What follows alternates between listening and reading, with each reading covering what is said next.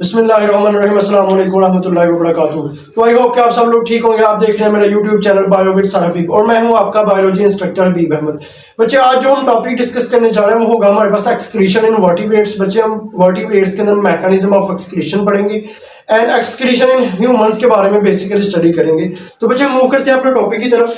सबसे पहले बच्चे देखें क्या हमारा टॉपिक है एक्सक्रीशन इन वर्टिब्रेट्स के वर्टिब्रेट्स के अंदर मैकेनिज्म ऑफ एक्सक्रीशन कैसे होता है। तो सबसे पहले बच्चे बात करते हैं किडनीज की। कह रहा बच्चे जो हमारे पास वर्टिब्रेट्स होते हैं उनका जो मेजर एक्सक्रीटरी सिस्टम होता है बच्चे उसके अंदर किडनीज आएंगे। ठीक है, तो सबसे पहले बच्चे हम बात करते हैं किडनीज की। तो कह रहा कंटेन द न्यूमरस ट्यूब्यूल्स। कह रहा बच्चे जो हमारे पास किडनीज होती हैं उनके पास कह रहा उनके ऊपर क्या होती हैं, न्यूमरस ट्यूब्यूल्स प्रेजेंट होती है, यानी बहुत ज्यादा छोटी छोटी डक्ट्स प्रेजेंट होती हैं। ठीक है, कह रहा है कि नॉट अरेंज सेगमेंटली। जो बच्चे वो जो हमारे पास किडनीज होते हैं वो कह रहा है वो सेगमेंटली अरेंज नहीं होते। ठीक है, कह रहा है कंटेन्स नेटवर्क ऑफ कैपिलरीज। कह रहा है इनके ऊपर क्या होगा, नेटवर्क हमारे पास क्या होगा, नेटवर्क ऑफ कैपिलरीज प्रेजेंट होगी। ठीक है, इसलिए बच्चे अगर हम इसके डायग्राम देखें तो कह रहा है ये बच्चे हमारे पास किडनीज है, ये हमारे पास लेफ्ट किडनी है और ये राइट किडनी है। ठीक है, ठीक है, उसके बाद देखें कह रहा है इसके ऊपर कह रहा है बच्चे हमने पढ़ा कि इसके ऊपर बहुत ज्यादा न्यूमरस ट्यूब्यूल्स होती हैं। ठीक है, और ये अरेंज सेगमेंटली अरेंज नहीं होते। तो कह रहा है numerous tubules are present in the kidneys on the surface of kidneys. ठीक है, उसके बाद बच्चे देखिए अगर हम नेफ्रॉन की बात करते हैं तो आप कह सकते हैं basic structural unit, structural and functional unit, यानी जो बच्चे किडनी का structure major structural and functional unit होता है बच्चे आप उसको नेफ्रॉन बोलते हैं। ठीक है, तो कह रहा है किडनीज क्या करते हैं, कह रहा है किडनीज इन्वॉल्व होते हैं एक्सक्रीटरी मैकेनिज्म में, यानी जो मैकेनिज्म ऑफ एक्सक्रीशन होता है यानी वेस्टफुल मटेरियल होता है वो बॉडी से बाहर कैसे होगा, वो हमारे पास किडनी उसके अंदर क्या होंगे, इंपॉर्टेंट रोल प्ले कर रहे होते हैं। ठीक है, उसके बाद बच्चे देखिए अगर हम बात करते हैं एक्सक्रीशन इन ह्यूमंस की तो कह रहा है ह्यूमंस के अंदर मैकेनिज्म ऑफ एक्सक्रीशन कैसे होता है। तो बच्चे सबसे पहले हम बात करते हैं मेटाबॉलिक वेस्ट की। कह रहा है कि ह्यूमंस के अंदर कौन से मेजर मेटाबॉलिक वेस्ट प्रेजेंट होते हैं। ठीक है, तो सबसे पहले कह रहा है कि केमिकल बेसिस, कह रहा है जो हमारे पास केमिकल बेसिस होती है लाइफ की, ठीक है, वो किसके ऊपर डिपेंड करेगी बच्चे, मेटाबॉलिक पाथवेज के ऊपर, यानी कि बॉडी के अंदर जितने भी मेटाबॉलिक पाथवेज चल रहे हैं तो कह रहा है जो केमिकल सस्टेनेबिलिटी ऑफ बॉडी होती है वो उसके ऊपर डिपेंड कर रही होती है। ठीक है, उसके बाद बच्चे अगर हम बात करते हैं मेटाबॉलिक वेस्ट की कि कौन से हमारे पास मेजर मेटाबॉलिक वेस्ट प्रेजेंट होते हैं। ठीक है, तो सबसे पहले यहाँ आप कह सकते हैं इसकी डेफिनेशन क्या होता है बेसिकली, तो कह रहा है कि द जनरेशन ऑफ वेस्ट, यानी जो कह रहा है बॉडी के अंदर वेस्ट प्रोड्यूस हो रहे हैं, बॉडी के अंदर जो आप कह सकते हैं अनडाइजेस्टेड मटेरियल है या वेस्ट मटेरियल होगा वो प्रोड्यूस हो रहा है। कह रहा है is done in metabolic level. वो किस लेवल पे हो रहा है बच्चे, वो मेटाबॉलिक लेवल पे हो रहा है, इसलिए आप बच्चे इसको बोलते हैं मेटाबॉलिक वेस्ट। ठीक है बच्चे, जो आप कह सकते हैं जो वेस्ट मेटाबॉलिक लेवल पे जनरेट हो रहा होता है बॉडी के अंदर उस वेस्ट को आप बच्चे मेटाबॉलिक वेस्ट बोलते हैं। ठीक है, उसके बाद बच्चे देखिए अगर हम बात करते हैं प्रोडक्शन ऑफ यूरिया कि यूरिया कैसे प्रोड्यूस हो रहा होता है, यानी आप कह सकते हैं मेटाबॉलिक प्रोडक्ट्स होते हैं जिसके अंदर यूरिया भी आएगा, वो यूरिया कैसे प्रोड्यूस होता है।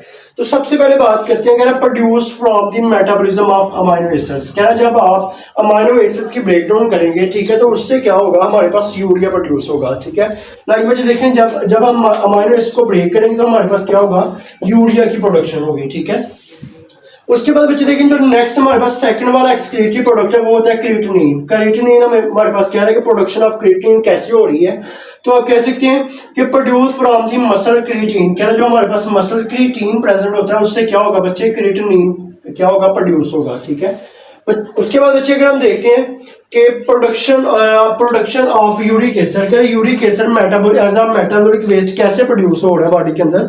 तो सबसे पहले देखें क्या जो यूरिक एसिड होता है क्या प्रोड्यूस फ्रॉम न्यूक्लिक एसिड। बच्चे ये न्यूक्लिक एसिड से प्रोड्यूस हो रहा होता है। अब न्यूक्लिक एसिड के अंदर बच्चे हमारे पास दो चीजें आ रही होती हैं। न्यूक्लिक एसिड के अंदर बच्चे हमारे पास आएगा डीएनए भी आएगा और हमारे पास क्या होगा, आरएनए होगा।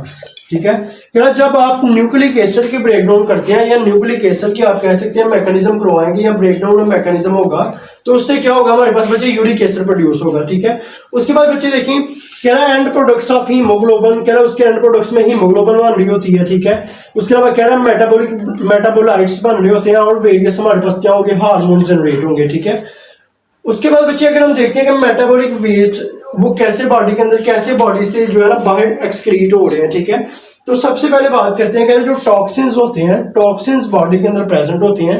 तो कह रहे हैं toxins produce with in body, जो बॉडी के अंदर क्या हो रहे होते हैं, प्रोडक्शन हो रही होती है, उनकी प्रोड्यूस हो रहे होते हैं। कह रहा इंजेस्टेड इनटू बॉडी पेस्टिसाइड, वो कैसे कह रहा बॉडी के अंदर जाते हैं, कह रहा पेस्टिसाइड्स के थ्रू जा सकते हैं, उसके अलावा बच्चा ड्रग्स के जरिए जा सकते हैं और फूड एक्टिविटीज की, ठीक है। यानी अगर आप फूड एलर्जीज यानी इस तरह की कंटामिनेटेड फूड खा रहे हैं तो उसके थ्रू भी क्या होगा, वो जो टॉक्सिन्स होते हैं, वो जो हमारे पास बच्चे हार्मफुल आप कह सकते हैं सब्सटेंसेस होते हैं, वो बॉडी के अंदर क्या हो जाएंगे, इंजेस्ट हो जाएंगे, ठीक है। उसके बाद बच्चे देखें कह रहा प्रेजेंस ऑफ वेस्ट कह रहा in the body cause hazards, कह रहा अगर बॉडी के अंदर हमारे पास बच्चे हार्मोनिक या आप कह सकते हैं कि वेस्ट मटेरियल ज्यादा हो गया, वेस्ट ज्यादा प्रेजेंट हो गए हैं, तो कह रहा है उसकी वजह से क्या होगा, बॉडी के अंदर क्या होगा, मतलब आप कह सकते हैं हाजर्डस हो जाएगी, यानी बॉडी क्या हो जाएगी, टॉक्सिन्स हो जाएगी, ठीक है, यानी बॉडी को नुकसान होना शुरू हो जाएगा, ठीक है। फिर वो कह रहा है कि बच्चे अगर ये बॉडी के अंदर वेस्ट प्रेजेंट है, या आप कह सकते हैं कि आप ये जो वेस्ट है ये जमा हो गया है बॉडी के अंदर, तो कह रहा है ये बॉडी से बाहर क्या हो जाएंगे, एलिमिनेट हो जाएंगे। और वो किससे एलिमिनेट हो रहे हैं बच्चे, एक्सक्रीटरी सिस्टम के थ्रू क्या होंगे, एलिमिनेट होंगे, ठीक है। बच्चे अगर हम इसकी जनरल स्ट्रक्चर की बात करते हैं कि एक्सक्रीशन ऑफ ह्यूमंस, यानी एक्सक्रीशन ह्यूमंस के अंदर मैकेनिज्म ऑफ एक्सक्रीशन कैसे हो रहा है और कौन सा मेजर हमारे पास ऑर्गन्स हैं, तो सबसे पहले बच्चे बात करते हैं किडनीज की, ठीक है। तो कह रहा बच्चे ये जो किडनीज होती हैं आप कह सकते हैं इनके ऊपर जो लेफ्ट रीनल वेन है या आप कह सकते हैं जो भी इसके पार्ट्स होते हैं, ठीक है। कह रहा ये क्या करेंगे, जो अनडाइजेस्टेड मटेरियल होता है, जो वाटरी फॉर्म में मटेरियल होगा, यानी जो आप कह सकते हैं वेस्ट मटेरियल होता है in the form of water या आप कह सकते हैं in the form of fluid, तो कह रहा है ये बॉडी के अंदर सबसे पहले क्या होगा, ये हमारे पास कह रहा है कि यूरेटर्स होती हैं, कह रहा है यूरेटर के थ्रू क्या होगा, वो जो वेस्ट मटेरियल होगा वो यूरिनरी ब्लैडर के अंदर क्या हो जाएगा, जमा होना शुरू हो जाएगा। कह रहा जितना भी वेस्ट मटेरियल आ रहा है यानी जो वाटरी फॉर्म में आ रहा है, तो कह रहा वेस्ट जैसे ये यूरिनरी ब्लैडर में आप कह सकते हैं ये स्टोर होना शुरू हो जाएगा। उसके बाद क्या होगा, ये जो यूरिनरी ब्लैडर है इससे अगर स्टोर हो तो बाद में क्या हो जाएगा, ये एक्सक्रीट हो जाएगा। और ये किस फॉर्म में बच्चे एक्सक्रीट होगा, यूरिन की फॉर्म में, ठीक है। बच्चे आप कह सकते हैं ये जो हमारे पास वेस्ट मटेरियल आ रहा है बोथ किडनी से, यानी जो दोनों किडनी से हमारे पास वेस्ट मटेरियल आ रहा है in the form of water, तो कह रहा है कि वो यूरेटर्स के जरिए क्या होगा, यूरिनरी ब्लैडर के अंदर जाएगा, ठीक है। और उसके अलावा यूरीथर के थ्रू क्या होगा, बाहर एक्सक्रीट हो जाएगा। तो बच्चे ये था आज का हमारा टॉपिक। अगर आपने हमारे यूट्यूब चैनल को सब्सक्राइब नहीं किया तो यूट्यूब चैनल को सब्सक्राइब कर दें ताकि हमारी नई आने वाली हर वीडियो आप तक बर वक्त पहुंच सके। तो मिलते हैं अगले लेक्चर में, तब तक के लिए अल्लाह हाफिज।